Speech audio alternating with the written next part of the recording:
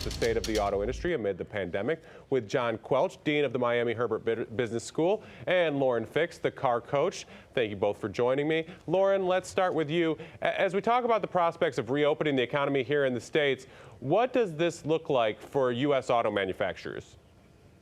Okay, auto manufacturers are planning to start opening up, depending on the manufacturer and its location, starting in the first week of May all the way into mid-May. But what we have noticed is we're going to see some support for this because just today the president announced that sales are considered essential, as well as distribution and manufacturers and suppliers. So that's going to be a major plus. And Dean Quelch, automakers in China had their worst ever quarter from the start of January to the end of March. Sales dropped by more than 40% in that period, according to the China Association of Auto Manufacturers. Is the industry going to be able to pick back up in the country as restrictions are lifted? As a matter of fact, the demand in China has been going down steadily over the past 21 months as a result of government restrictions and emission requirements. In February of this year, the full year-on-year was 80%. And in the last month, it was 42% in March. So there is a little bit of a hint of a recovery there. Interestingly, Tesla had its best ever month in March after its manufacturing plant came on stream on February the 10th, and they sold over 10,000 cars in China in March for the first time.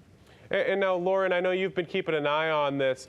How does the supply chain situation work with China having been kind of grinded to a halt? And I know it's like 70% of parts come out of China. I apologize. You probably know that number better than I do. But what is that looking at there?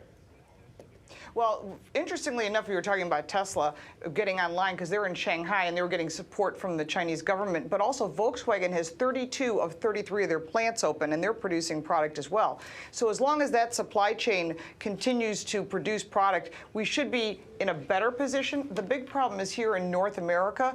We need the full North America to be functioning and basically in concert, because we get product out of Canada and assembly plants as well as Mexico. So Mexico had promised that we would get online a week before the U.S. got their plants back online. Now, we don't know if that's going to happen because Mexico has put a halt to production right now until the end of the month. There may be some exceptions, but we need to have that pipeline of supply parts going back into the manufacturers, or they can't build a car missing a component. And following up on that manufacturer point, while we talk about sales almost grinding to a halt, you actually are seeing that manufacturing of vehicles is coming back online as things kind of move forward. Is that the case right now?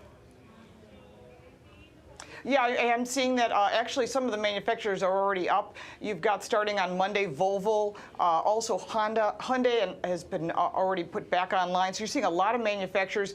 Poland has allowed Toyota to get online. There's a full list of them that it's really interesting to see the certain countries are trying to get everyone back to producing products. So I think it's going to be an interesting on-ramping of all these different manufacturers. But believe me, they want to sell cars, and there's going to be incentives to get these cars sold because, people are going to be getting stimulus checks around the world, and they're hoping and praying that they're going to use that to purchase a vehicle. And now, Dean Quelch, we actually just mentioned Europe's car market is getting crushed right now. And now the German auto lobby is calling on Chancellor Angela Merkel to allow car sales as the country reopens. With a clear worldwide economic downturn in the offing here, can these sales actually come back? Well, it depends a little bit on the opening up of the economy. When you think about it, visiting an automobile dealership to kick the tires, it's not quite as congested an environment as a retail grocery store. So from that point of view, there should be an opportunity to reopen earlier rather than later.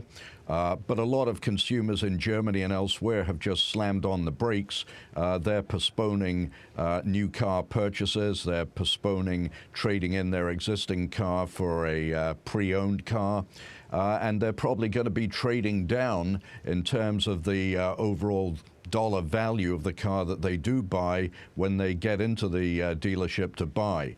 So there is a case for incentives, not just in Germany, but worldwide. And the situation is reminiscent of the situation in 2008, the Great Recession, when the U.S. government initiated the well-known Cash for Clunkers program to try and motivate folks to trade in their older used vehicles and buy something more recent. Indeed, Quelch, here in the States, the CEO of Carvana, which sells vehicles, told CNBC he expects these stimulus checks from the government could help vehicle sales, with Americans not really knowing when this whole thing will be over. And frankly, if they're going to be coming back to work, are they going to actually be spending these $1,200 checks on a big ticket item like a car? I mean, do you see that happening in this economy?